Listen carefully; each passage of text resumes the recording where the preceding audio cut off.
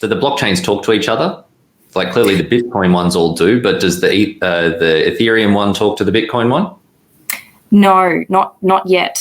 And so there are certain workarounds that are being done to try and achieve, I'll call it interoperability, but also talkability between the blockchains. And so what we saw with when Ethereum was launched is technology standards. And so ETH is the native token, as I said, but it can't actually operate within its own Ethereum network because it was developed before the fungible token standard was developed. And so there are many, many hundreds of Ethereum-based projects which have what we call an ERC20 fungible token to function as a transfer of value. And in theory, if the token is built as an ERC20 standard token, it is interoperable with all of Ethereum-based applications.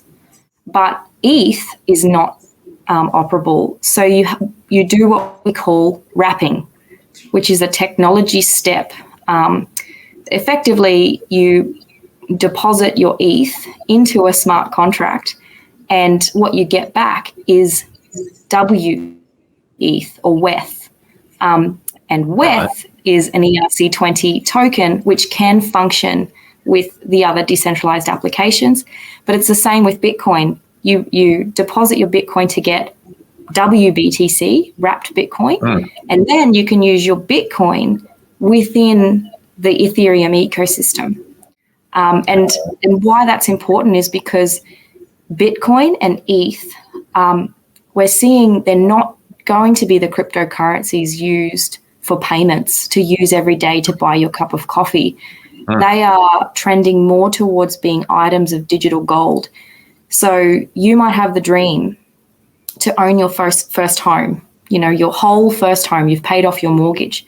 But actually we might see people now say, I want to own my own first whole 1 Bitcoin, because that could be an asset which continues to increase in value.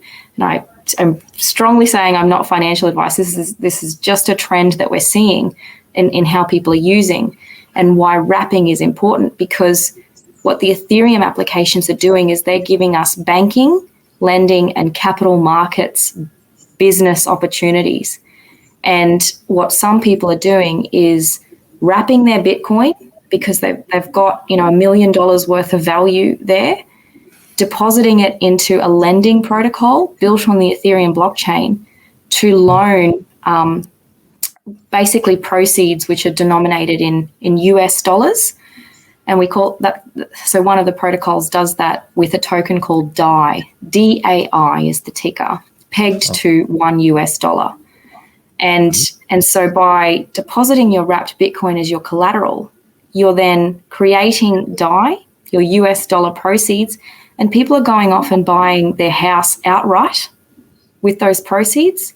And then you've got more flexibility to pay back your loan with you then use your Australian dollars to buy DAI on an exchange, and you pay the loan back that way. But the key risk here, and there are a number of key risks that traditional mums and dads are not familiar with, is has the smart contracts and has the technology been audited? Am I engaging with a reliable protocol that others and many billions of dollars have been through it to test it? And there are some protocols like that. But just coming into the space, you wouldn't necessarily know which the good ones or the more tested ones are. And then you have to be aware of the price of Bitcoin all of the time, because if at the time you took out your loan, your collateral was worth $1 million, and like we're seeing in this market that is highly volatile, then your Bitcoin value crashes to $200,000. The way that the Ethereum-based applications work is that they say if the price goes below so that your collateral value is below $200,000, your collateral will be liquidated, and the protocols can sell that on the open market, so that it's the protocol protecting itself, and you lose all of your Bitcoin. So another form of Very interesting. lending that we will see, but that comes with more education and the need for more understanding of this technology. Yeah, absolutely. It is so complicated. I was lucky that I had a good mate and his wife that are right into all the blockchain and crypto, and they helped me out when I wanted to do it. But I recently went to when these NFTs started coming out, I started looking at that, and I was like, oh, maybe I'll spend money on this thing that I can never touch, and I feel like it will probably go up in value in the future just because of the finite nature of these items. But I must admit, when I went to do it, I was just like, I have no idea where my money's going. And then I balked at the end. I'm like, I just can't send all of this money into the internet. And yeah, I think that it's hard for like, not that there's heaps of professionals in this space, but even for someone that follows along with this space quite a lot to understand, how to protect against